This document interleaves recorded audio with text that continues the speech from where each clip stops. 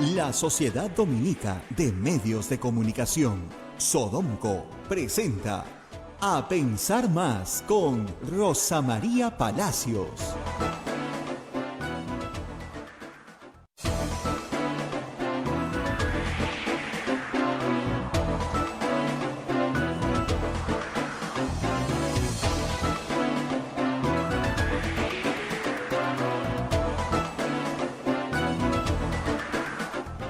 Señoras, señores, muy buenos días. Bienvenidos a Pensar Más con Rosa María Palacios a través de las emisoras de la Sociedad Dominica de Medios de Comunicación, Sodonco. La Sociedad Dominica de Medios de Comunicación está integrada por Radio Santa Rosa en Lima, Radio Santo Domingo en Chimbote, Radio San Martín en Arequipa, Radio Cepagua en Ucayali, Radio Quillabamba en La Convención y Radio Madre Dios en Puerto Maldonado. Emisoras con espíritu dominico en nuestra patria. También se une otra red de radios amigas que retransmiten este programa en este y en otros horarios. Radio Huánuco en Huánuco, Radio La Voz de Ayacucho en Ayacucho, Radio Pública en Puno, Radio Moro en Ancash, Radio Cumbre en Huancayo, es la radio del Arzobispado de Huancayo, Radio Milenio en Satipo, Radio Estación Solar en Abancay, Radio Oriente en Yurimaguas, Radio Los Ángeles en Cajamarca, Radio San Valentín en Lampa, Radio Activa en Cerro de Pasco, Radio Continental en Huanta, Onda Digital TV nos pone en sus pantallas y Fuego TV a través de toda una red grande de cable nos pone en sus pantallas también. A Emitagua nos pone en podcast para que usted nos escuche en cualquier momento del día y también las plataformas móviles, la plataforma móvil del Facebook de Santa Rosa y de Radio Quillabamba y el canal de YouTube de Radio Santa Rosa, así como también nuestra página web www.radiosantarosa.com.pe. Hoy es 12 de abril del 2022, hoy es martes santo. En este martes santo saludamos a Rosa María Palacios. Rosa María, ¿cómo estás? Muy buenos días. Muy buenos días, Abel. Muy buenos días a todos nuestros oyentes en todo el Perú y en el mundo, donde nos siguen cada día. Como siempre, tenemos que empezar haciendo las menciones de las personas que nos ayudan a sostener la radio. Y empezamos con la Pontificia Universidad Católica del Perú. ¿Tu hijo aún no sabe qué carrera estudiar? Los invitamos a participar en los eventos virtuales gratuitos que la PUC ha diseñado para ayudarlos a explorar y descubrir su vocación de la mano de profesionales. Suscríbete en eventos.puc.edu.pe. Comienza a ser grande. Pontificia Universidad Católica del Perú. Hotel La Cuesta de Caima, de la Asociación Santa Catalina de Sena de las Madres del Monasterio de Santa Catalina, es la mejor opción para tu estadía en Arequipa. Lo recaudado por el hotel sostiene las instituciones de apoyo social de las madres, que benefician a niños, niñas, mujeres y adultos mayores en estado de vulnerabilidad. Informes en el Facebook e Instagram del Hotel La Cuesta de Caima, Arequipa. Policlínico Ángeles de la Salud ofrece servicios de calidad en salud a precios al alcance de todos. Servicio de rayos X, mamografía, laboratorio de análisis clínico, ecografía, colonoscopía, endoscopía, tópico, farmacia y servicio de ambulancia. Contamos con un staff de médicos de alta calidad y modernas instalaciones con todas las normas de bioseguridad. Las madres dominicas del convento de Santa Catalina contribuyen con sus oraciones por la salud física y espiritual de nuestros pacientes. Calle Antero Peralta 10, urbanización San José Humacoyo, frente a la iglesia del Sagrado Corazón de Jesús en Arequipa. Colegio Sagrado Corazón Sofiano, 74 años al servicio de la educación en Arequipa, formando integralmente a la niñez y juventud desde la pedagogía de luz y verdad. El proceso de admisión para el año 2022 está abierto. Colegio Sagrado Corazón Sofiano, formamos en Luz y Verdad. El Colegio Privado Bilingüe Reina de los Ángeles, situado en La Molina, Lima, tiene como meta la educación en las virtudes cristianas para construir una sociedad más humana, más fraterna y más feliz.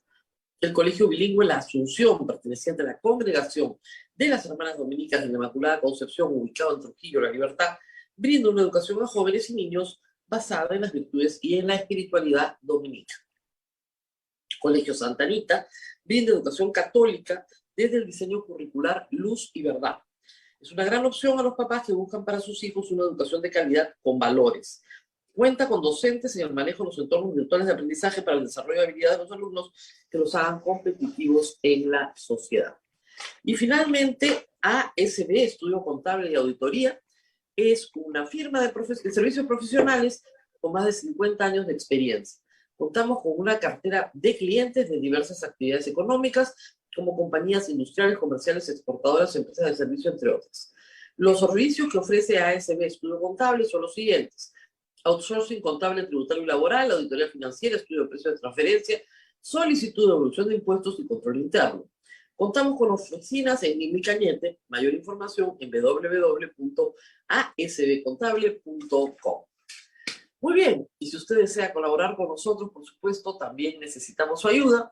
Capture el código QR que aparece en la pantalla. Es facilísimo, yo lo he podido hacer, ustedes también. Y inmediatamente done a través de cualquiera de las plataformas digitales de la banca peruana que están a su disposición. Y hay otras formas de donar, por supuesto. Entran a la página web a través del PayPal. Recibimos muy generosas donaciones de peruanos en todo el mundo, así que estamos muy agradecidos. Y bueno, a ver, vamos a cómo están las cosas en el Perú. Ayer, tan solo ayer, dos ejemplos claros de lo que es el derrumbe de la administración pública. Y el primer ejemplo viene con derrumbe incluido. Estoy pensando en Cuelap. El congresista Ed Málaga advirtió al Ministerio de Cultura, miren, en diciembre pasado, que tenía información sobre algunas paredes del complejo que necesitaban atención urgente. ¿Por qué? Porque, bueno, si bien son ciudadelas que han resistido el pase de los años, necesitan en cierto momento un reforzamiento, porque si no las paredes se vienen abajo, por el clima, por las lluvias, por la humedad, por la falta de mantenimiento, comienzan a caerse paredes completas. Y hay interés. Eso es lo más increíble con el patrimonio cultural peruano. Hay interés mundial en el rescate y preservación de estos monumentos. No mucho, ¿no? Porque competimos con otros países, pero hay. Y había la posibilidad de que arqueólogos de Varsovia hicieran un convenio con el Ministerio de Cultura para trabajar la zona y sostener lo que se podía derrumbar. ¿Le interesó al ministro de Cultura? ¿A cuál? Porque como los cambian a cada rato, da lo mismo.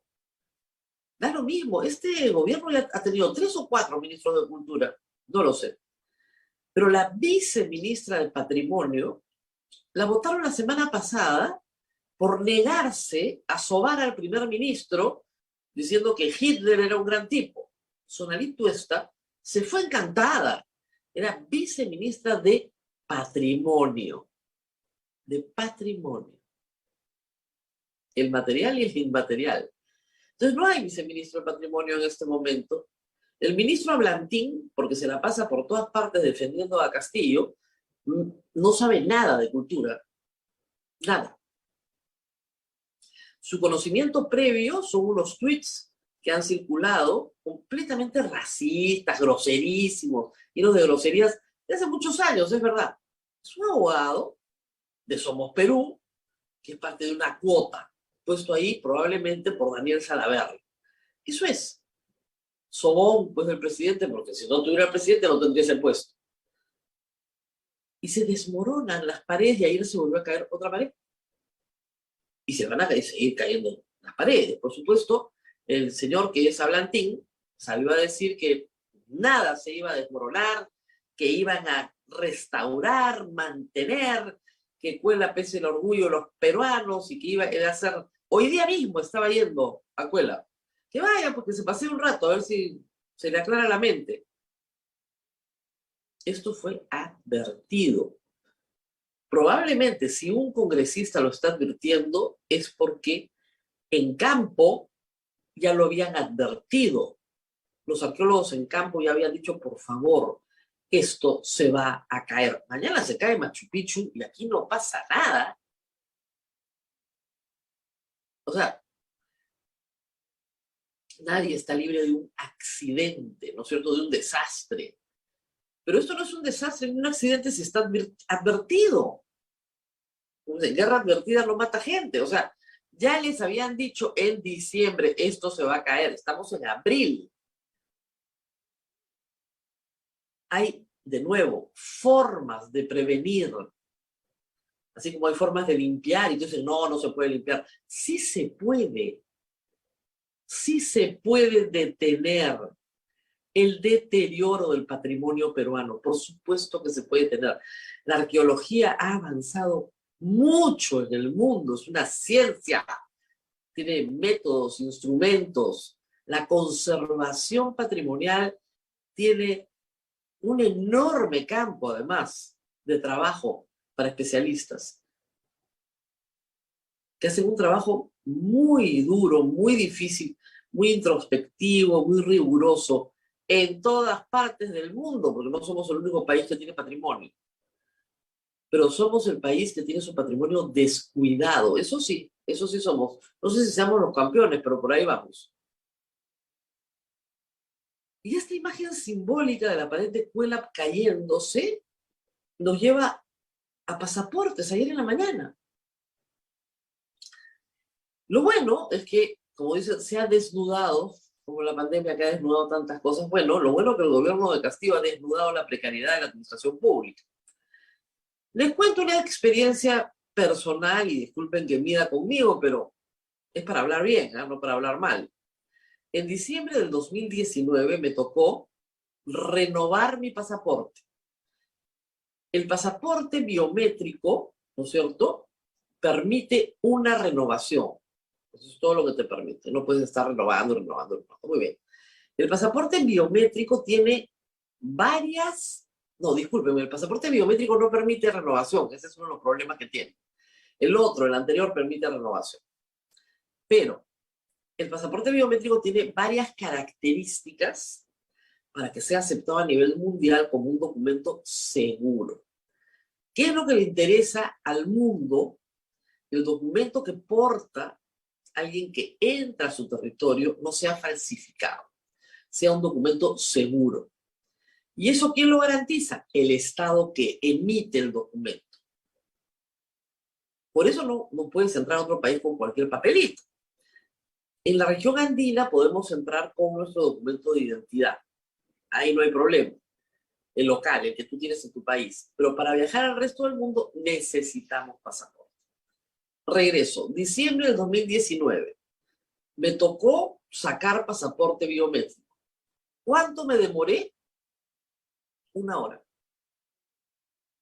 En la agencia que quedaba en el estacionamiento subsuelo, digamos, de el Óvalo Gutiérrez, entre los límites del distrito de Miraflores y San Isidro. Ahí, Migraciones tenía una agencia. Portabas tu pasaporte anterior, una fotocopia de tu DNI y tu tasa pagada al Banco de la Nación. Abrían desde las 7 de la mañana. Ibas tempranito, 6:45, habían unas 20 personas, te atendían, te tomaban la foto. Me venía a hacer este programa, terminaba el otro, y yéndome al centro de Lima, regresaba tipo 11 de la mañana y ya estaba listo mi pasaporte. Esa era la excelencia del sistema de migraciones. Sin que me hagan pasar porque soy OA, tranquilícense todos, porque todo el mundo que me ha visto en migraciones alguna vez sabe que yo no me salto la cola. Haciendo mi colita, esperando, muy bien, vaya usted, regrese, haga su trámite, ningún problema. Como quedaba cerca, donde yo trabajo, bueno, relativamente cerca del centro de Lima, en 30 minutos estaba en el centro de Lima, regresaba a mi trabajo, recogía mi documento. Nunca saqué una cita. Ni esa, ni todas las veces anteriores, en los últimos 20 años, que he tenido que renovar o tramitar un pasaporte nuevo. Nunca he sacado cita. Ni yo recuerdo que de niña hubieran sacado una cita. Sacar un pasaporte no era un trámite de vida o muerte. Muy bien, llegó la pandemia. Se cerró el aeropuerto internacional, se cerraron las fronteras y mucha gente que quería viajar postergó sus planes, ¿ok? Mucha gente que tenía que renovar o sacar pasaporte, postergó su trámite. Y evidentemente cuando Migraciones comenzó a atender nuevamente, hubo un embalse, porque además cerraron oficinas. Entre ellas, en la que yo me atendí, está cerrada. Ya no atiende Migraciones ahí. Dijeron que iban a abrir muchas más en otros sitios, un cambio de locación. El asunto es que de nuevo hay que ir a Breña, que era lo tradicional. Muy bien. Menos oficinas, menos personal, más demanda, un embalse. Y desde el 2017 que se emiten pasaportes biométricos, ¿no es cierto?, ha habido un aumento del pasaporte biométrico que expira a los 5 años, o sea, este año. Y de ahí, en los próximos años, ustedes van a tener expiraciones masivas de pasaportes biométricos que hay que entregar uno nuevo. Muy bien. Entonces, ¿qué tenía que hacer el Estado? Poner más personal, comprar más libretitas, ¿no es cierto? Abrir más oficinas. Ya desde el año pasado, como les digo, con el embalse del 2020, ya en 2021 era dificilísimo conseguir una cita. Dificilísimo. Primero era un mes, después fueron 2 meses, después fueron 3 meses. Ya cuando comenzó a ser 3 meses, la opción era ir a provincia. El año pasado, en noviembre, mi esposo se tuvo que ir a Piura para poder renovar su pasaporte. Pero eso solo lo puede hacer gente que tiene los recursos para tomar un avión, para quedarse a dormir en un hotel, tener la cita, esperar que te den tu pasaporte, viajar de regreso. Pierdes un día de trabajo. ¿Se acuerdan que les dije? Yo no perdí 1 hora de trabajo. Bueno, pierdes un día de trabajo, más los gastos. ¿Ok? Entonces, la opción que dio el Estado peruano es, pero no te preocupes, si tienes que viajar, vas al aeropuerto 24 horas antes con tu ticket, ¿no? Boarding pass te pedían incluso, o sea, ya chequeado, y te damos el pasaporte en el aeropuerto. El trámite dura en promedio unas 12 a 14 horas, según los testimonios de todas las personas con las que he conversado sobre esto. Se tramitan unos 500 pasaportes al día, y esa es la solución. ¿Esa cómo va a ser una solución? Pues eso es un mamarracho. Diciembre de 2019, sin cita, vas, te paras, haces tu trámite, 1 hora, te vas a trabajar, regresas, recoges tu pasaporte. El trámite eficiente para un Estado es aquel trámite que hace que el ciudadano no pierda horas laborables, porque al país le conviene que el ciudadano trabaje y produzca, no que esté parado en una cola. Bueno, muy bien. Trámite recontra eficiente. Ahora vas 24 horas antes de tu vuelo y te mandas 12 horas de cola antes de subirte a un avión. Es una especie de viacrucis prolongado, ¿no? Con 14 estaciones. Imagina usted que se va a Europa, ¿no? 12 horas de vuelo más 12 horas de cola en el aeropuerto.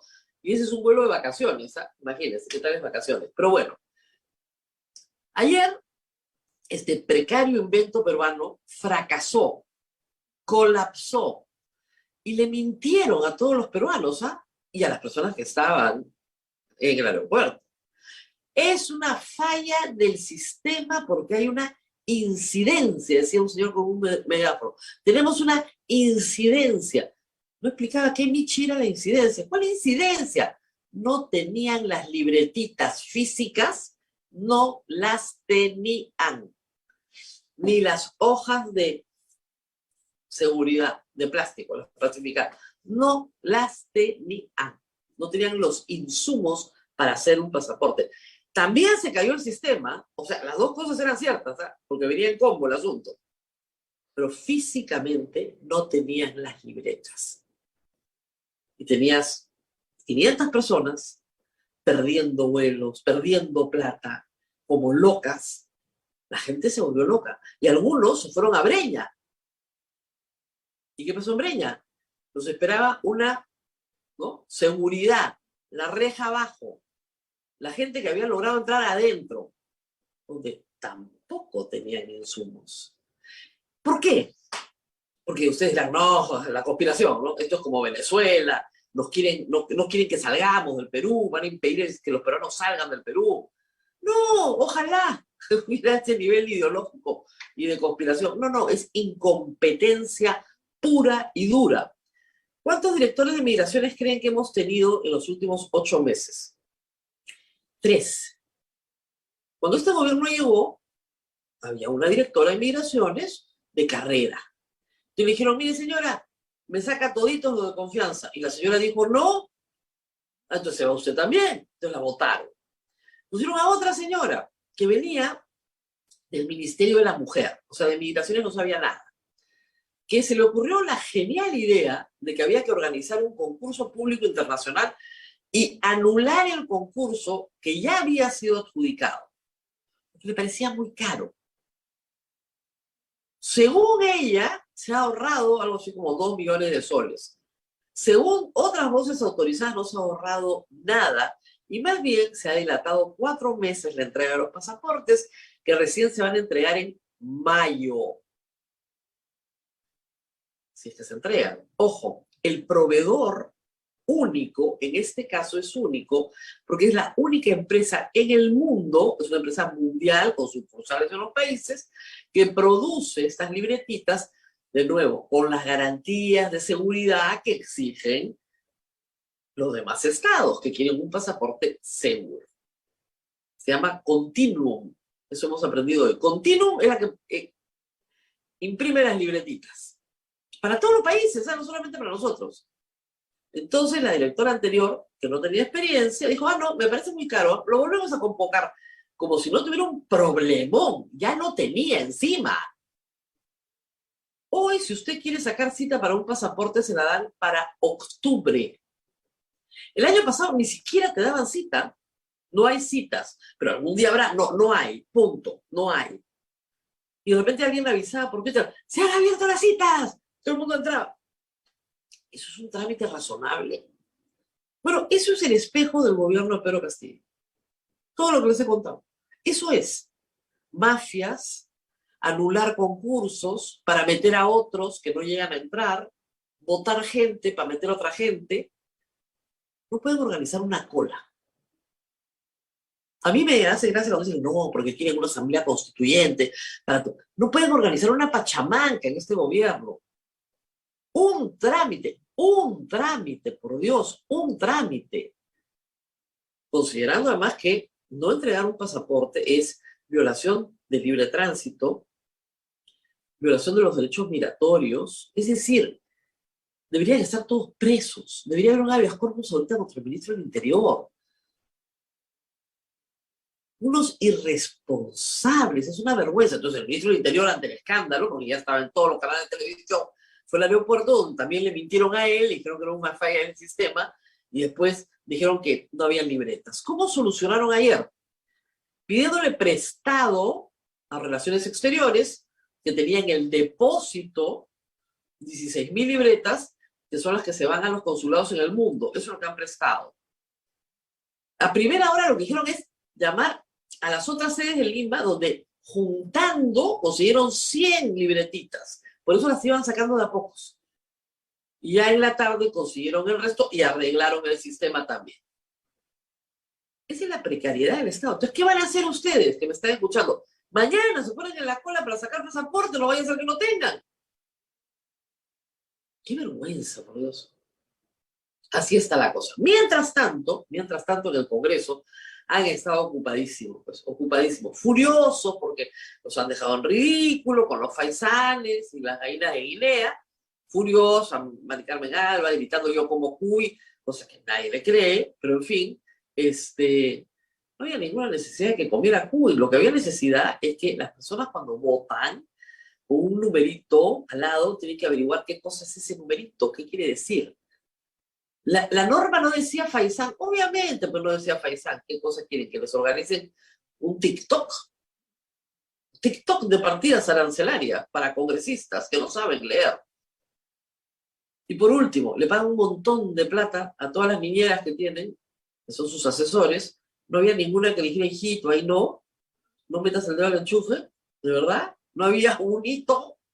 No, no había. Y la congresista, ¿cómo se llama? Tania Ramírez está bailando en nombre de la juventud. Ya tampoco es tan niña, no tiene 31 años, por Dios. Yo a los 31 años tenía 2 hijos y una hipoteca, o sea, un poquito más de, ¿no? De seriedad.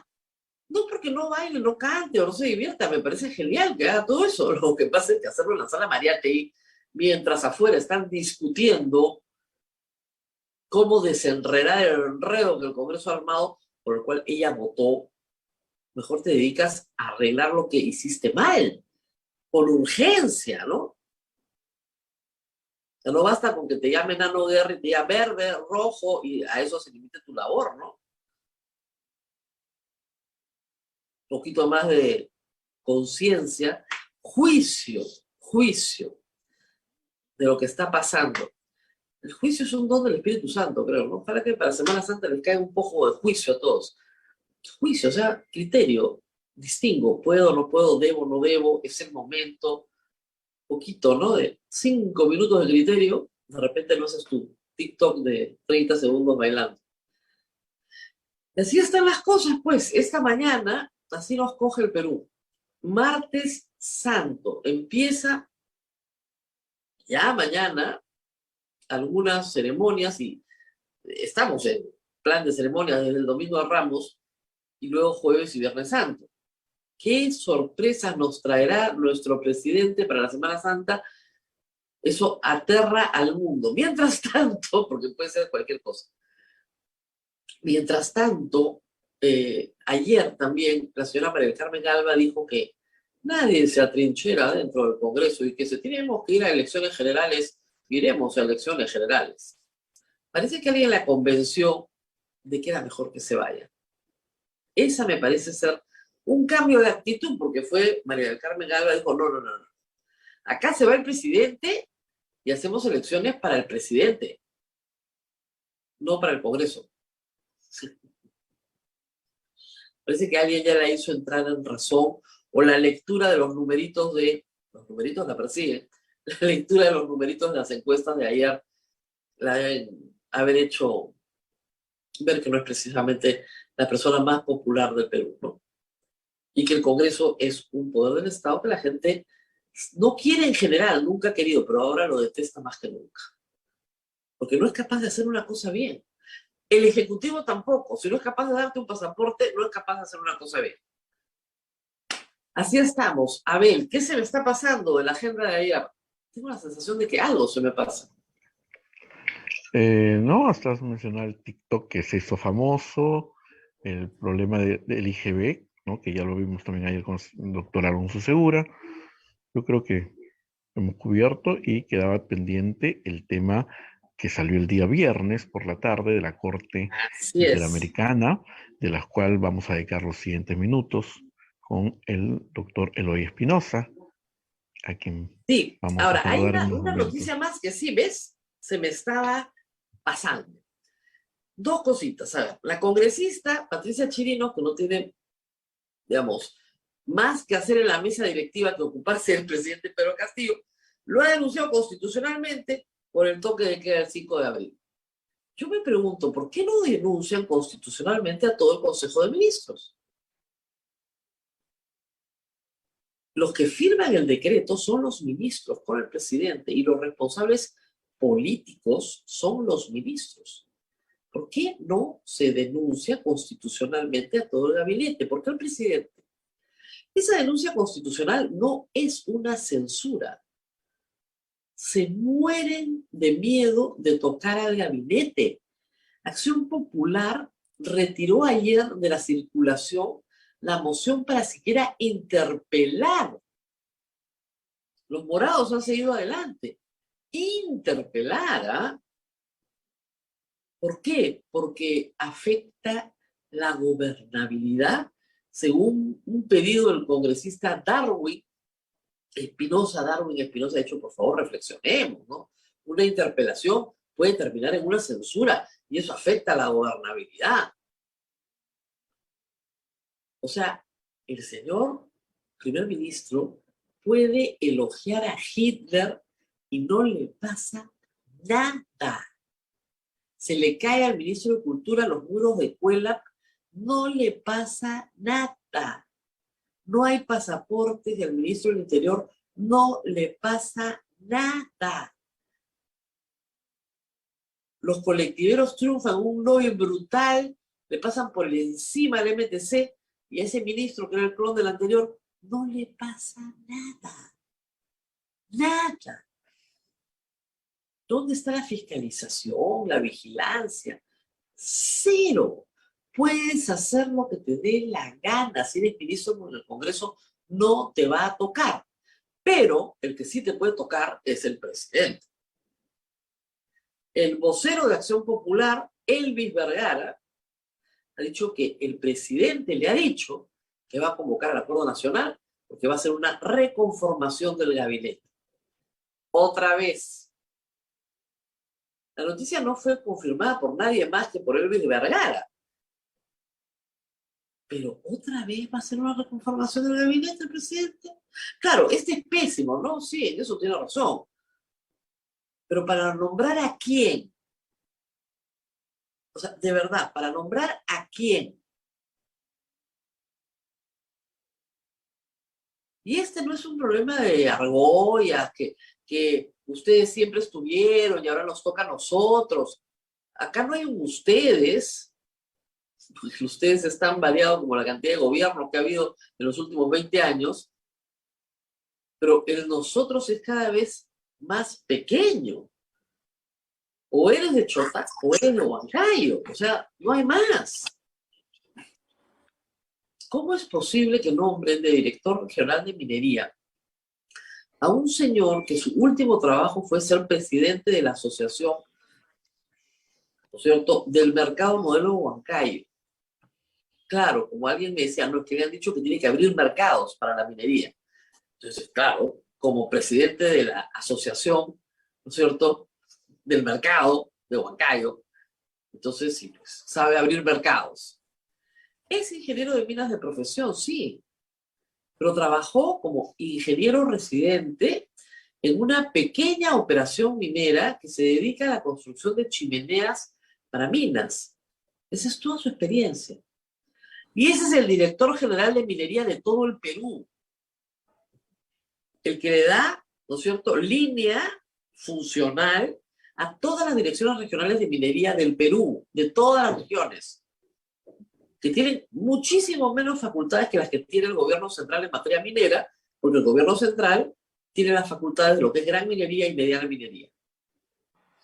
El director general de minería es un señor que tenía un puesto en el mercado de Huancayo, o varios puestos, no sé, y que asociado con otros vendedores del mercado de Huancayo lo nombró presidente de la Asociación de Vendedores del Mercado de Huancayo. Como les digo, o eres de Chota o eres de Huancayo. Eso ya no es una argolla, pues eso ya es cualquier cosa. En serio. Vamos a hacer una pausa y regresamos con el doctor Eloy Espinosa, miembro del TC, nos visita seguido últimamente. ¿Por qué? Porque el viernes salió una resolución de la Corte Interamericana de Derechos Humanos que ha pasado con todo este movimiento en Lima un poco desapercibida, un poco. Pero acá nos queremos detener en ella porque sienta algunos precedentes que son importantes a tener en cuenta en el Perú en el tratamiento de personas condenadas por graves violaciones de los derechos humanos. Vamos a ir a la pausa y regresamos con el doctor Eloy Espinosa. Así es, Rosa María, permíteme agradecer a ASB Estudio Contable y Auditoría, una firma de servicios profesionales con más de 50 años de experiencia. Contamos con una cartera de clientes de diversas actividades económicas como compañías industriales, comerciales, exportadoras, empresas de servicio, entre otros. Los servicios que ofrece ASB Estudio Contable son los siguientes: outsourcing contable, tributario y laboral, auditoría financiera, estudio de precio de transferencia, solicitud de devolución de impuestos y control interno. Contamos con oficinas en Lima y en Cañete. Más información en nuestra página web www.asbcontable.com. Pausa y retornamos con el doctor Eloy Espinosa.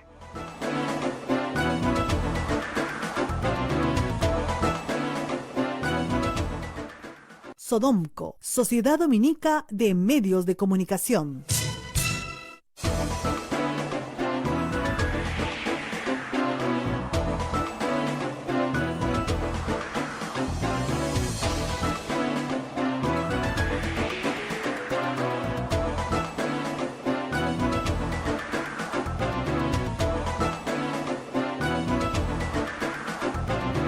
Continuamos con A Pensar Más a través de las emisoras de la Sociedad Dominica de Medios de Comunicación.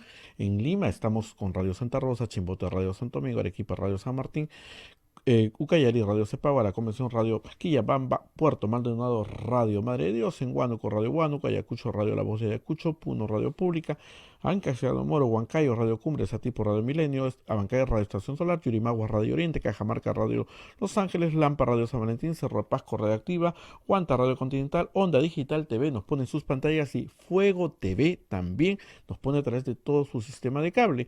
Hay Metagua en podcast y también las plataformas móviles, el Facebook de Santa Rosa, de Quillabamba y el canal de YouTube de Santa Rosa.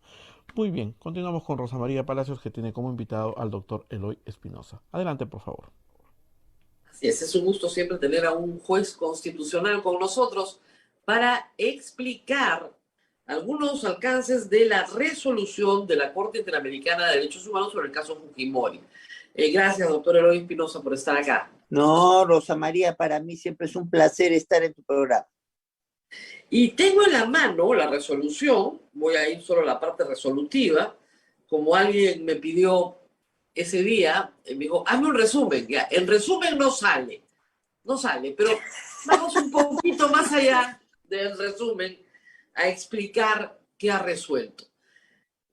Esto ya estaba previsto, pero hay que explicarlo de nuevo. La Corte resuelve algo muy interesante en su primer punto. Dice, realizar una supervisión específica relativa al indulto por razones humanitarias, entre comillas, concedido a Alberto Fujimori a través de la supervisión de cumplimiento de la obligación de investigar, juzgar y sancionar las graves violaciones de derechos humanos de los casos Barrios Altos y La Cantuta, tal como lo hizo en su resolución de supervisión de cumplimiento de sentencias el 30 de mayo del 2018, en los términos de los considerandos 32 al 42 de la presente resolución. Entonces, ¿qué es lo que va a hacer la Corte? ¿Va a revisar el estado de salud de Alberto Fujimori hoy? No necesariamente. Lo que le va a pedir la Corte al Estado peruano es reportes sobre ese estado de salud. La Corte se ha cuidado, Rosa María, de hacer algo que en otros casos ha hecho, y tú lo sabes. Hágase un informe médico al señor Fujimori, no lo ha dicho. No lo porque la Corte no, frente a las pruebas que se le ha presentado, no considera que Fujimori es un enfermo en caso terminal. Pero, en tanto y en cuanto se ha argumentado el tema de su salud, pone como una obligación del Estado peruano que le dé reportes de cómo va la cosa. Eso es lo que ha hecho la Corte. O sea, claro. Para quienes creían que nuevo examen, la Corte no ha dicho nuevo examen.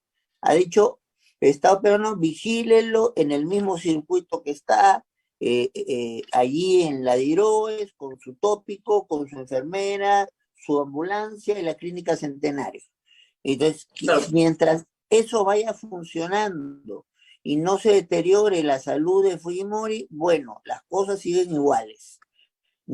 Ahora, iguales y no tanto, porque el inciso 2 dice lo siguiente y abre una puerta.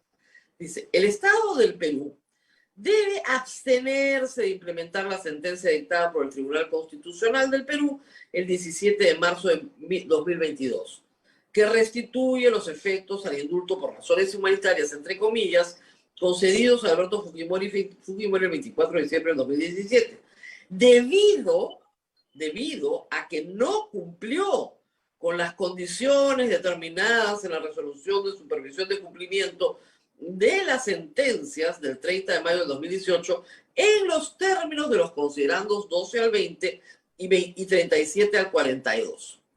Entonces, lo que le está diciendo la Corte al Tribunal Constitucional es: tu resolución no se aplica hasta que tú no resuelvas conforme a lo que yo he determinado. Yo Y estoy de sería acuerdo bueno que contigo. sería bueno que le expliquemos al público, le explique a usted, qué cosa es lo que ha determinado la Corte Interamericana que no se ha cumplido. Bueno, a ver, lo que pasa es que tu primera pregunta iba a lo estrictamente médico y a eso me circunscribí.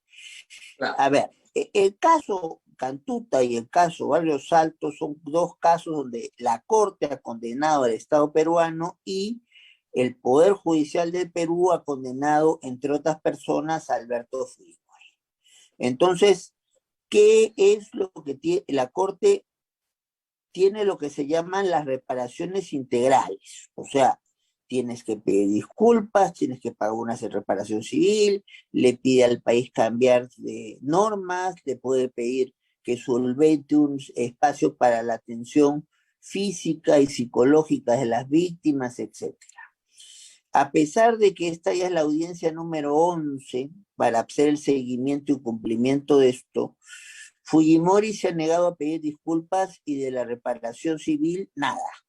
Entonces, a pesar de que lo dicho en la Corte es ratificado en la Corte Suprema, que como explicamos era la competente para ver el indulto nulo del 2017.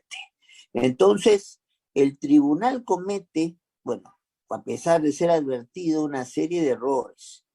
Primero, considerar que el indulto no es impugnable. El mismo tribunal había dicho en el caso Crucial que lo era. Entonces, el segundo caso, discutir la competencia en este caso, la Corte Suprema para evaluar el indulto. Cualquier alumno, ni tú ni yo dictamos procesal penal, pero cualquiera de nuestros alumnos, cuando ya lleva procesal penal, sabe que un proceso penal no termina con la condena, termina con el término de la pena y un trámite de rehabilitación. Por eso es que la Corte Interamericana deriva el asunto a la Corte Suprema, porque es un tema del Poder Judicial y como estamos hablando de un expresidente de la República, no lo ve cualquier juez, sino lo ve el presidente, lo ve la Corte Suprema. Entonces, lo que ha dicho la Corte Interamericana es, bueno, que nos informen de tu salud, porque nada nos convence que seas enfermo terminal, donde sí la Corte podría dar la salida. Dos, el fallo del tribunal no sirve. O sea, así de claro, porque cuando lo pones en medida provisional y mantienes la medida provisional y dices que no la vas a cambiar hasta que te convenza de lo contrario, estás diciendo, abren en el tacho y echen la sentencia al tribunal. ¿Cómo lo han tomado sus colegas en el tribunal? Bueno, mira, no quiero ser infidente, hubo más una crítica a algún voto por su extridencia, porque yo creo que, si habrás visto, mis votos no son pues de 68 páginas, eso no lo lee nadie. No. Entonces, salvo una periodista y abogada acuciosa como tú, pero no al resto no me hago leyendo eso. Entonces, hay que ser cortos, hay que ser explicativos y hay que ser directos. Pero entonces, quien hizo un voto muy grande, se le pasó la mano también en algunos adjetivos y entonces agarramos el rábano por las hojas y aprovechamos allí para manifestar pero nuestra... ya ese voto es irrelevante respecto a lo que ha dicho la Corte Interamericana. Lo que yo pregunto es, ¿qué dicen los tres magistrados a los cuales la Corte les ha dicho su resolución no sirve para nada? Eso es lo que les ha dicho.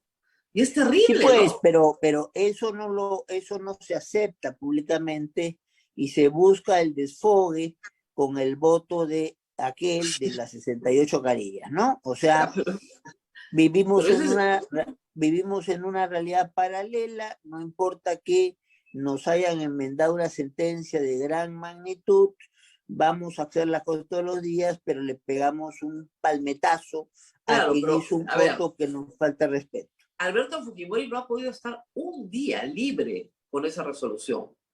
Ni un día libre. No, porque allí el movimiento de las familias fue pues inmediato Y Claro. hay, Rosa María, una intención de la Corte de meterse su cuchara en esto. O sea, estaba programado para verse hizo 7 y lo adelantó al primero. O sea, ha movido toda la agenda de todas las sesiones para tocar esto antes, ¿no? Entonces, allí, ya con esto es crónica de una sanción anunciada, Rosa María. Claro. O sea, si tú estás siguiendo un Ahora, procedimiento, claro, ya, pero sabiendo esto, los 3 magistrados insistieron porque fueron advertidos de que esto iba a pasar. me consta, yo lo hice. Entonces, Flaco favor le han hecho a Alberto Fujimori porque es una crueldad decirle a una persona que va a salir de la cárcel cuando no va a salir de la cárcel. Y además, o por lo menos sale unos días y lo vuelven a meter, ¿no? Que es lo que pasó la vez pasada. Que es una crueldad, porque es la inestabilidad absoluta, ¿no? Yo considero es un trato cruel y humillante, ¿no? Porque no terminas de salir y no sales. Ahora, se le abre una puerta a Alberto Fujimori, y la puerta podría ser que efectivamente cumpla con lo que dice el 2018 la Corte Interamericana. A, que esté verdaderamente enfermo. B, que pida disculpas. C, que pague aunque sea simbólicamente algo de la reparación civil, ¿no? Una colecta, en fin, sus seguidores, algo al Estado peruano de la reparación civil, no puede pagarla toda, pero algo. Si eso ocurriera, la Corte Interamericana podría decir que el Estado peruano sí puede indultar, porque la Corte Interamericana no puede indultar a Alberto Fujimori. No, pero ocurriría lo que pasó con el caso Lori Berenson. O sea, a Lori Berenson se le hizo una serie de requerimientos entre su familia y el gobierno norteamericano, los cumplieron de inmediato y la Corte se dio por satisfecha y apenas acabó su pena en el Perú, salió muy curiosamente en el mismo edificio que vive Pedro Cateriano, pero bueno, entonces había esa es Marisa Garrido Leca, no es Lori Berenson. Ah, sí, tienes razón, Marisa fue ahí en ese edificio. No, entonces, sí, Lori Berenson incluso se le da permiso de salir del Perú y volver. Y cumplió, eso hay, y cumplió, sí, y regresó, ¿ah? Porque no tenía arraigo, entonces se le da permiso de salida y cumple. Entonces, ahí vemos cómo la Corte no quiere tener preso a nadie de por vida, Rosa María. Entonces, pero tampoco quiere que le jueguen el cuento que, por ejemplo, en el caso peruano hizo el señor Crucillat con el gobierno de García. Claro. ¿No? Entonces, si da una resolución, como decía hace un rato, con lo que se llama una reparación integral, o sea, incluye varias cosas. Y 2 de ellas, definitivamente, Fujimori nunca las ha buscado cumplir ni hacer un gesto para cumplirlas. Claro. La excusa, el pedido de perdón a las víctimas y el tema de la reparación civil. Bueno, si no tiene dinero para pagarlo todo, entonces por lo menos que haga un gesto de querer. Entonces, la Corte no le pide más. Y entonces, ahora, frente a la cuestión de la salud, bueno, hay aparte de lo que ya estaba previsto, ahora ahí va a haber un nivel de supervisión. La Corte no ha ordenado un examen médico, pero sí que le vayan alcanzando los resultados médicos de Fujimori para ver si es enfermo terminal o no. El punto 3 dice, requerir al Estado de Perú que presente a la Corte Interamericana de Derechos Humanos a más tardar el 13 de mayo del 2022 un informe sobre el cumplimiento de la obligación de investigar, juzgar y sancionar en lo relativo a no ejecutar la sentencia dictada por el Tribunal Constitucional del Perú el 17 de marzo del 2022, que restituye los efectos del indulto. Entonces, lo primero que tiene que hacer el Estado peruano es preparar un informe el 13 de mayo que diga, Corte Interamericana, hemos cumplido lo que usted ha dicho, el señor sigue sentado en la DIROES. Y además que la Corte, que el Tribunal Constitucional no puede.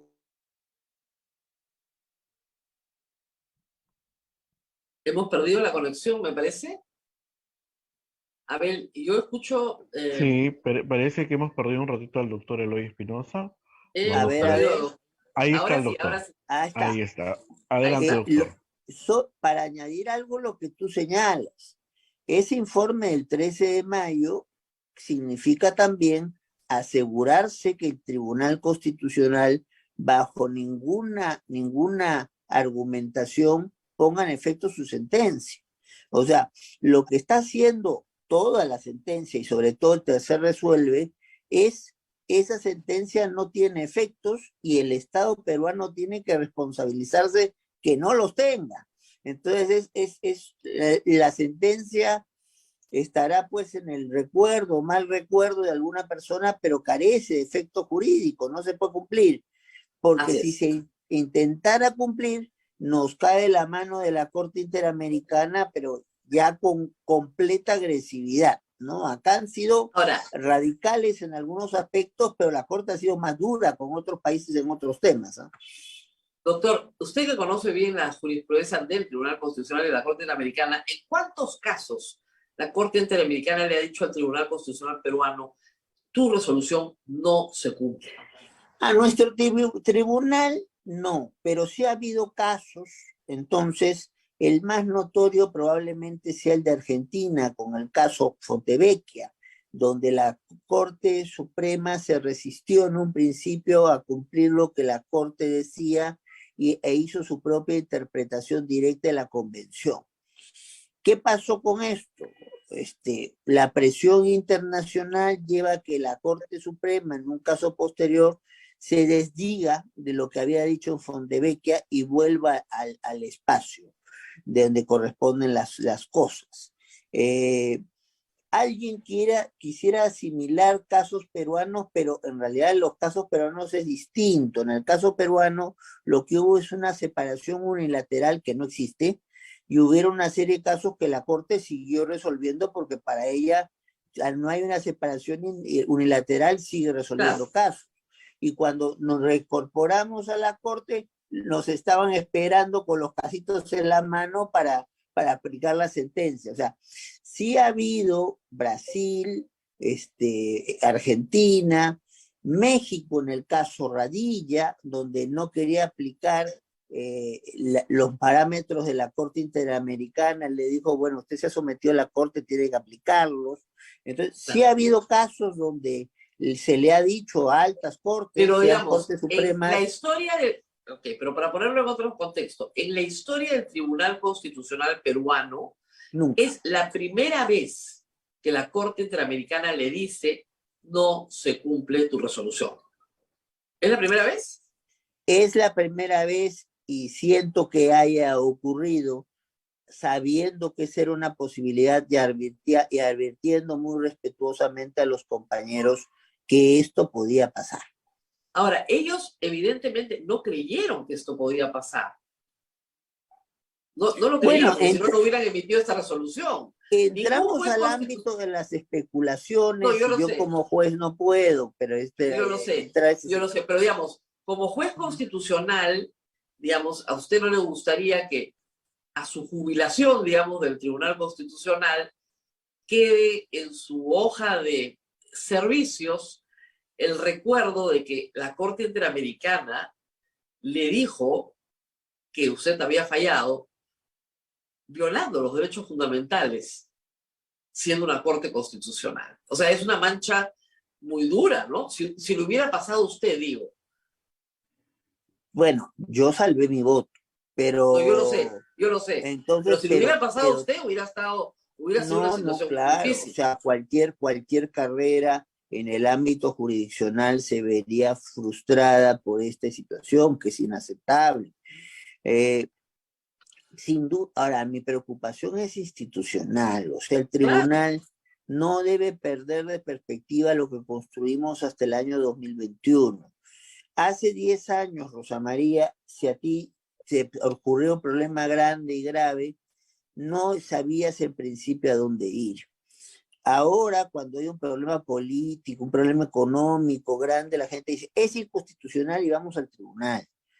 Eso ha sido un esfuerzo desde el 2014 hasta el 2021 muy sostenido por todos nosotros. Entonces, cuando hay sentencias como esta, sentencias como la del Frontón, sentencias como la de la cuestión de confianza, lo único que estás haciendo perder es tu papel de mediador jurídico frente a los problemas, a los conflictos Ahora, políticos más importantes de la sociedad. sí. Y si necesito urgente, doctor, porque saliéndonos un poco del caso Fujimori, fíjese usted lo que me ha pasado a mí, a todos los limeños en la última semana. El 5 de abril nos quitaron arbitrariamente, no solamente las 4 libertades, nos quitaron el derecho al trabajo, el derecho a la salud, el derecho, otros derechos, ¿no es cierto? El lunes 5 de abril. Ayer, un grupo de peruanos no tenía derecho a tener un pasaporte, libertad de tránsito fundamental. Es decir, los derechos de los peruanos se violan todos los días. El problema es que la reparación de ese daño tarda mucho, doctor. Yo decía ayer un habeas corpus contra el ministro del Interior, pero el problema es que abajo, hoy, el habeas corpus puede demorar un año. Una acción sumarísima. Y no le digo un amparo. Yo tengo un amparo que quiero que llegue al Tribunal Constitucional, pero no sé a Ya cuál sé cuál es, el de la concentración de medios, claro, pero... Ya bajó. 7 años en primera instancia, ganamos. Subió y lo declararon nulo porque no se había notificado a los herederos de un difunto. ¿Se puede imaginar? ¿Ya? En vez de notificarlo. Bueno, ¿qué quieres que te de diga? nuevo a primera instancia. De ahí subirá de nuevo a la superior. Y yo sé que el Tribunal Constitucional tal vez no nos dé la razón, pero sé que la Corte Interamericana me la va a dar de todas maneras.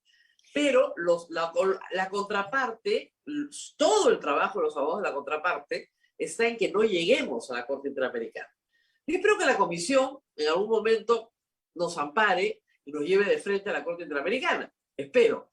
Pero el problema acá es que para el común de las personas, ese día perdido, 5 de abril, ese viaje no realizado ayer, no tiene un tribunal constitucional que lo ampare.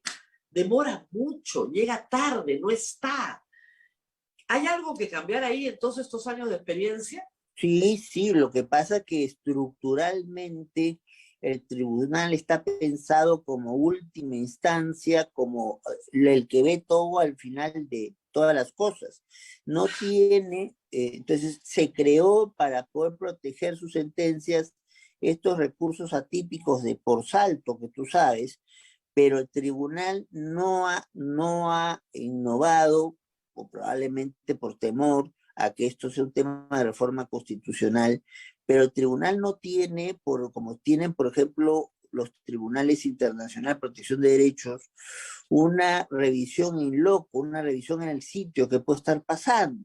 Entonces, nosotros hicimos una cosa similar a eso cuando ante un caso de un chico de 27 años, pero con problemas de salud mental, los padres, para un pleito terrible entre ambos, lo tenían metido en un cuarto de 2x4.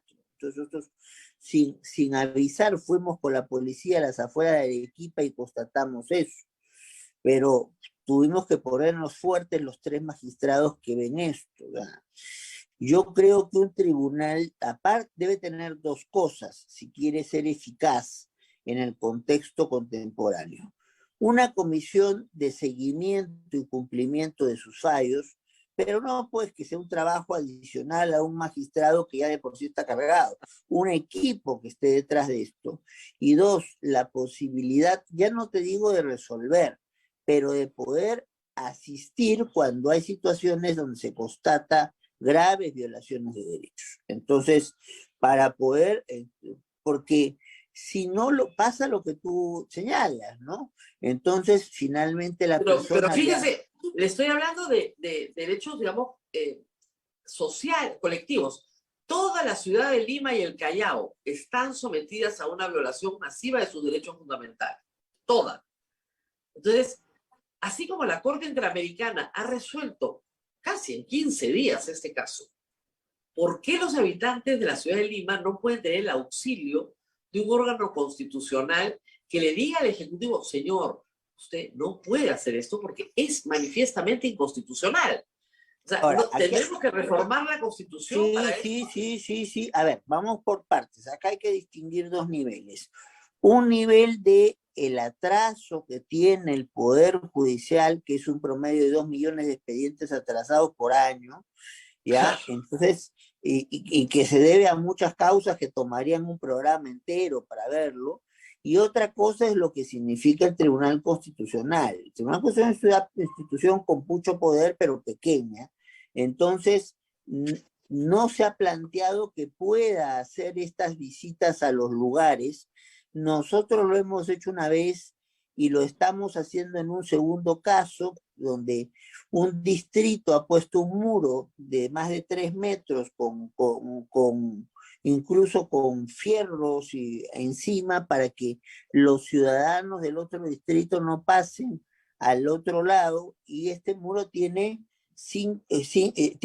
la misma extensión que la avenida Arequipa, para hacerse una idea que no es un murito, ¿no? Entonces, allí, con gran dificultad en algunos colegas, he conseguido que se confirme al hacer un informe del Colegio de Arquitectos y una constatación policial, entonces para poder sobre la situación intervenir. Pero no hay ni la norma ni la costumbre de poder usar situaciones que yo sí creo que se pueden usar. Por eso pido que el presidente me firme 2 decretos y y ya me subí al muro para ver cómo es, ya tengo las fotos y estoy pidiendo que salga el informe para ir a la comisaría y que constate que en ese tramo, que es toda la avenida de Arequipa, hay solamente 2 entraditas que son tan delgadas que tienes que pasar de costado para poder entrar. Entonces, no, la verdad, tal cual. Entonces, sí creo que en una dinámica dialógica de acercar a la gente al tribunal, deberían hacerse este tipo de cambios, ¿no? Entonces, uno los ha propiciado a propósito de casos específicos, pero esto hemos conseguido que se institucionalice la comisión de seguimiento, pero eso es para el acompañamiento de casos posteriores, es más o menos lo que hace la Corte Interamericana, pero sí queda en el aire situaciones que tú cuando tomas el expediente dices, oye, esto ha podido solucionarse muy fácilmente yendo al lugar y resolver el problema. ¿Por qué me mandan el paquete 3 años después, cuando yo voy a tener que decir que ya pasó el problema y sustracción de materia, y a lo más pedir que se toma responsabilidad a un funcionario que probablemente ya no esté en el cargo y está hasta jubilado? Entonces, ahí hay un problema de estructura constitucional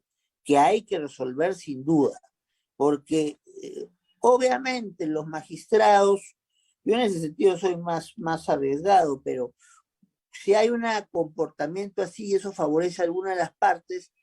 De hecho, Rosa María, te va a venir la acusación constitucional de la otra parte diciendo que tú has querido favorecer y por eso se ha ido a ver el asunto. Entonces, pues son muy cautos en meterse en esto, pero creo que en la defensa de los derechos hay que ser prudentes, pero no hay que ser pasivos. Entonces, ahora, pero le pongo un ejemplo. Ayer no habían pasaportes en Lima, en fin, hay una serie de consideraciones administrativas, pero lo cierto es que muchas personas que querían viajar no pudieron hacerlo y se ha violado su derecho fundamental al libre tránsito y a la migración y, en fin, derechos migratorios básicos. Se interpone un habeas corpus contra el ministro del Interior, pero ¿qué sanción real va a haber contra ese funcionario que violó tus derechos fundamentales? Ninguna, probablemente. O sea, el habeas corpus no acarrea una sanción para el funcionario que viola la libertad individual. No directamente, porque tanto en el código que tuvimos y en el autodenominado nuevo código, que más bien retrocede en muchas cosas, entonces no hay un efecto de ese tipo. ¿Qué hemos hecho nosotros cuando nos ha llegado un caso de esa naturaleza? En la segunda parte del primer artículo del nuevo código dice que yo puedo declarar, aunque ya no... A ver, le expliquemos más en orden.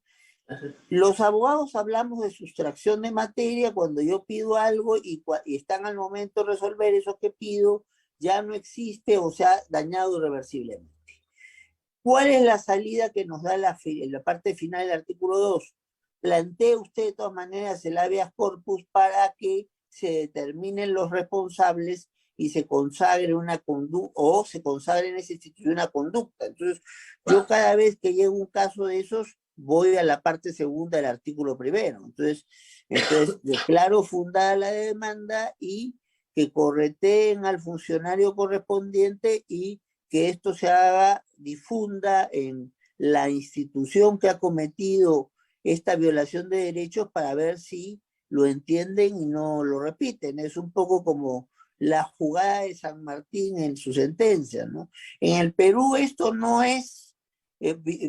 son crímenes de lesa humanidad, pero en el escenario internacional sí. ¿Qué te está diciendo? Que aquí en el Perú te libras de la imprescriptibilidad, pero si te atreves a ir afuera, tu delito es imprescriptible. No nos vengas a llorar acá. Entonces se va más afuera. Entonces hay que tratar de hacer este tipo de cosas mientras el ordenamiento no te lo permita, y eso que se han avanzado cosas que no están previstas. Si uno ve la ley, el código, no hay amparo contra resoluciones judiciales más que por derechos procesales. ¿Y qué pasa? Todo reclama.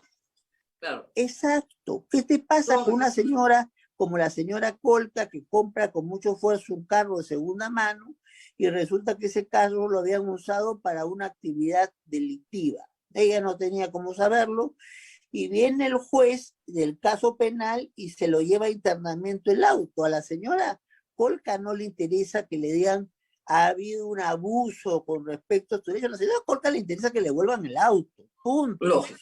Entonces, en la jurisprudencia hemos ido desarrollando cosas que van más allá de la lectura del código, pero sí considero que lo embrionario, cumplimiento de sentencias, que ha habido cosas importantes, no se ha dado al inicio del proceso o en el trámite del proceso. Yo no creo que sea reñido con la labor de dirección y de impulso del proceso, que son principios procesales que tienen que seguir todo juez y sobre todo juez constitucional, que si me entero que hay un chico que tiene 27 años y lo tienen encerrado porque tiene problemas mentales y le puede pegar a todo el mundo, pero está casi en una jaula, entonces yo no me siento más ni menos yendo a ver si eso es verdad. Entonces, y tratando de revertir esa situación. Pero bueno, pues, a veces las cosas no se resuelven con resoluciones, sino con correlaciones. Entonces, si no, vamos a ver, pues, qué pasó con casos como Ugarteche y qué va a pasar con casos como el caso de Susel Paredes, ¿no? Que ayer también tuvo vista de la causa, ¿no? ¿Y cuál es todavía no tenemos una sentencia, pero me imagino que... No, por eso tengo que manejarme con cuidado. Susel Paredes y su esposa, entonces, optaron por casarse en los Estados Unidos.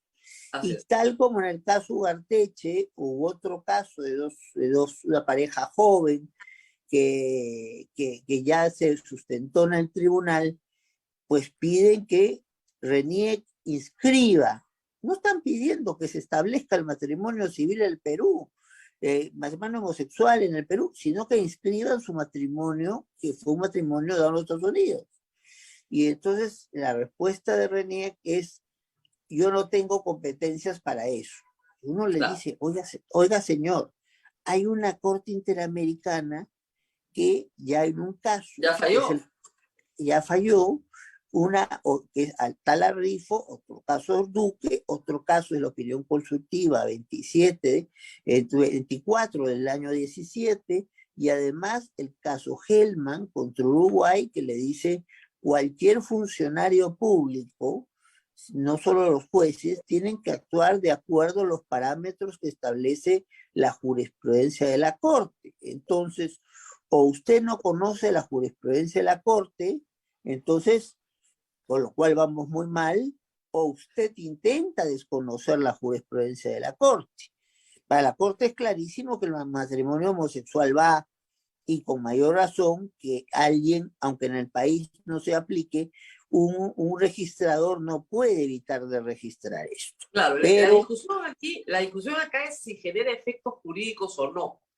Y la respuesta de la Corte Interamericana es que sí genera efectos jurídicos, es decir, el derecho a la propiedad, el derecho a la herencia, el derecho a las sociedades gananciales, todos esos efectos jurídicos que se derivan del acto del matrimonio se aplican porque el matrimonio se está inscribiendo en el Perú. Esa es la discusión. Es una discusión muy, muy importante, muy interesante.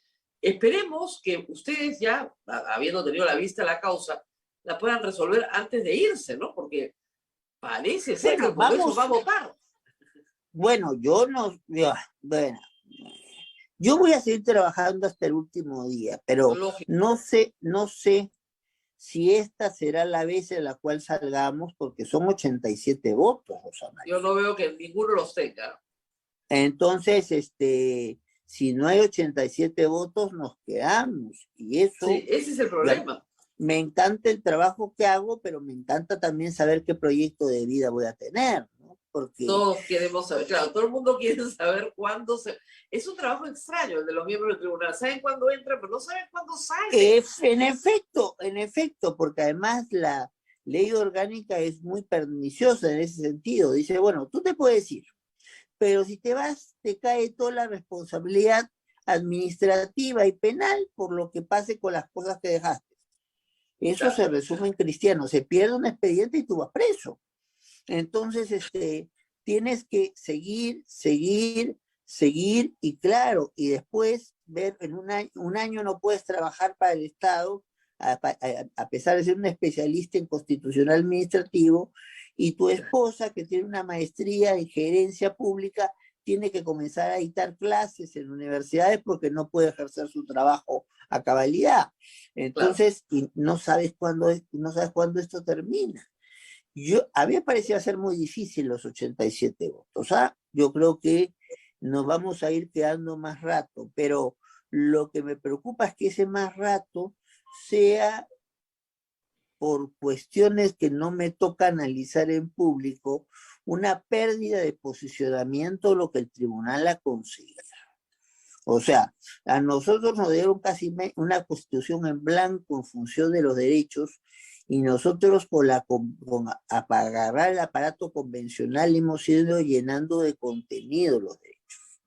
A nosotros nos dieron un modelo de relación ejecutivo, legislativo, para hablarlo con más propiedad, gobierno, Congreso, al cual tuvimos que darles algunas salidas, entonces, porque si no, la discrepancia que vemos ahora hubiera tenido muchísimos más decibeles, pero ¿qué pasa cuando te estás en los hechos condicionando la cuestión de confianza a mínimos? ¿Y qué pasa si tú quieres seguir entendiendo que incapacidad moral no es lo del siglo XIX, que era mental? Claro.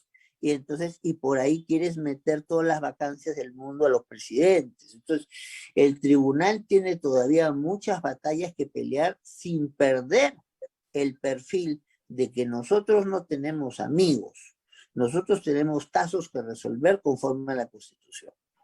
Gracias. Muy bien, doctor Eloy Espinosa, no sé si hay alguna pregunta del público. Abel, ¿ha estado claro? Sí, María. Sí. Hay una pregunta que creo que es importante porque es muy, pero muy elemental. Me preguntaban hace un momento por qué ante algunos acontecimientos la Corte no se pronuncia. Entonces la pregunta sería, ¿cómo es que un caso llega a la Corte? Es algo tan elemental, pero hay personas que desconocen entonces todo el proceso que tiene que seguir para que el tribunal llegue al tribunal y se pronuncie. Si nos podría explicar. Ya, bueno, comienzo con la Corte, con el Tribunal Constitucional y después ustedes me avisan si alcanza el tiempo para verlo a la Corte Interamericana. ¿Cómo llega al tribunal? Primero, ¿cómo llega al tribunal un caso? De acuerdo, Rosa María Abel. Un caso se plantea ya sea por habeas corpus, que es para básicamente proteger la libertad personal, habeas data para proteger proteger nuestra intimidad, nuestro honor de manejo en los sistemas de protección de datos, un proceso de cumplimiento de dudosa constitucionalidad, pero puesto en el texto constitucional que significa mandatos legales o administrativos que tienen que materializarse. Estos casos comienzan en el Poder Judicial. En algunos lugares del país hay juzgados constitucionales especializados, que es lo que debería ser la regla. Pero en otros no. Entonces, si eso es el caso, un habeas corpus lo mandan a un juzgado penal, y si es alguno de los otros procesos, lo mandan a un juzgado civil. ¿Y qué pasa? Después del juzgado si no te dan la razón al juzgado, va a la sala penal, si es el habeas corpus, a la sala civil, si son los otros casos. Y cuando te deniegan el habeas corpus, o te deniegan el amparo, te deniegan el habeas dato, te deniegan el proceso de cumplimiento en el Poder Judicial, el que demandó derechos va al Tribunal Constitucional a que se vea su caso. Entonces, y el tribunal tiene otra manera de conocer, que es conocer situaciones de conflicto entre instituciones del Estado. Entonces, yo digo que me corresponde tal cosa, yo digo que no te corresponde, o a veces el conflicto es por omisión, nadie quiere comprarse el pleito. Entonces, o es por menoscabo, yo estoy trabajando, pero siento que otra institución del Estado está invadiendo mis competencias. Entonces, ahí esos casos van directamente al tribunal y el tribunal los resuelve. ¿Cómo directamente se va al tribunal? Para que en abstracto, sin necesidad que la norma haya entrado en vigencia, entonces, se ha entrado en vigencia, pero se haya aplicado a situaciones específicas, viene la demanda de inconstitucionalidad. Entonces, tengo yo leyes, tratados que no sean de tratados de derechos humanos, ordenanzas municipales, ordenanzas regionales, decretos legislativos, normas con rango de ley, el reglamento del Congreso también. Entonces pueden atacarse directo, en abstracto. Yo decir, no me parece que es constitucional el artículo 48, o no me parece que es constitucional toda la norma. Entonces esos casos van directamente al tribunal. Ahora, de todos esos casos, lo que más se ve en el tribunal son amparos, y básicamente amparos previsionales, gente que quiere recibir su pensión de la ONP, y amparos laborales. Es donde es más sensible la violación de derechos. Lo que pasa que en casos como que hemos comentado hoy, y bueno, el que salió de costado, tienen importancia porque, por un lado, el tema del matrimonio homosexual es un tema que ya ha sido abordado por prácticamente todo el mundo, y América Latina no ha sido una excepción, y el incumplimiento de un pronunciamiento de la Corte Interamericana son palabras mayores. Ahora, si me das 2 minutos, Rosa María, explico lo de la Corte. Entonces, cuando agotamos, o sea, llegamos a lo máximo que se pueda discutir en nuestros casos aquí, o como excepción, asumimos que la vía de nuestro país no es idónea. ¿Por qué? Porque yo estoy peleando contra el gobierno, y los magistrados que ven el caso todos son miembros militantes del partido gobierno. Entonces, salvo con esa excepción, tengo que agotar todos los procedimientos internos y el caso llega a la comisión. La comisión tiene 2 funciones. En algunos casos lo que hace son informes y recomendaciones, o sea, pórtense bien, sigan bonito el camino, o convertirse en el fiscal del caso para llevarlo a la Corte. Es cierto que los estados podrían llevar casos a la Corte, pero Otorongo no come Otorongo, y en toda la historia de la Corte Interamericana no ha habido caso que haya sido llevado por estado alguno contra otro. Entonces la comisión lleva el caso a la Corte.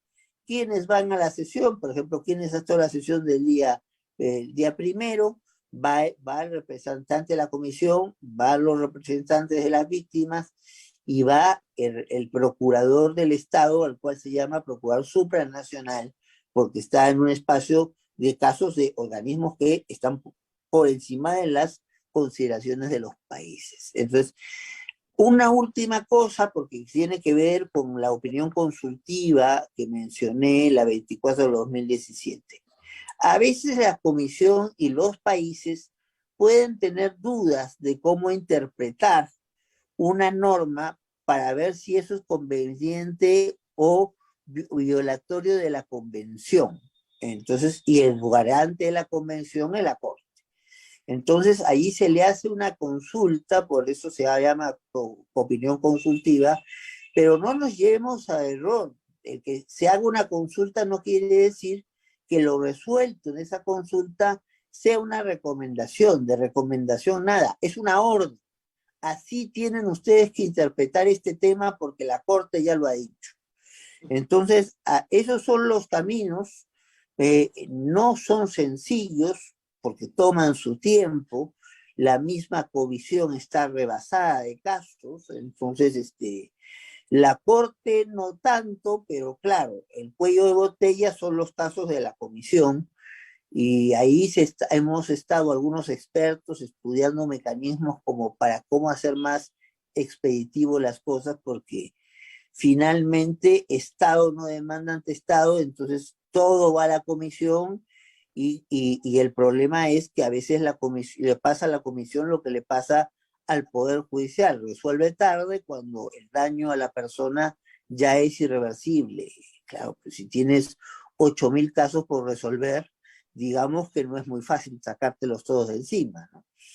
Gracias. Bueno, muy bien. Muchísimas gracias por esta pequeña lección final que puede servir para cualquier estudiante universitario. La puede editar para sus clases. Gracias Bueno, por haber gracias. estado. Gracias por haber estado con nosotros, Abel, y con esto nos despedimos. Bueno, Rosa María, como siempre un placer estar en tu programa y me temo que vamos a vernos muy pronto con algunas cosas que se vienen. Bueno, Yo pues también siempre va a ser un gusto acompañarlos. A ti, un abrazo a Abel también. Muy bien, adiós. Chao, chao. Muchísimas gracias, doctor. Muy amable. Conmigo Así es, Rosa también nos María. despedimos porque Así tengo es. otro programa. Y las Muy noticias bien. no paran. Así es que hay que seguir compartiendo y compartan este programa, y los que pueden ayudarnos, como dijo Rosa María al inicio, ayúdennos, entren a la página web, ahí hay un cuadradito que dice PayPal y ahí pueden donarnos a todos los que nos hacen algún donativo. Muchísimas gracias. Y también tenemos la billetera electrónica, el QR, usted capta con su teléfono y nos deposita lo que usted pueda para el sostenimiento de Radio Santa Rosa. Felizmente creo que ya todos entendieron que esta radio no recibe un sol del Estado, ¿no? Pues Que gracias todo a Dios. sí, ya no hay ese tipo de insultos. Es las actividades, el día sábado, por ejemplo, un grupo de personas amigas de la radio y gente que llamaba, se fueron de paseo, de eso quedó un poquito, de las peregrinaciones, de las ventas de cosas, así se sostiene Radio Santa Rosa, y de algunas instituciones amigas que tienen la gentileza de ayudarnos. Así que muchísimas gracias a todos por ayudarnos. Así es, Rosa María, nos despedimos en este Martes Santo, Rosa María, Martes Santo. Muy bien. Chao, chao. Cuídate mucho, Rosa María, hasta mañana. Chao, chao.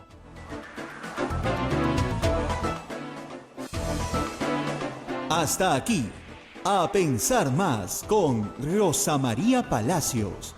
Este programa fue producido por la Sociedad Dominica de Medios de Comunicación, Sodomco.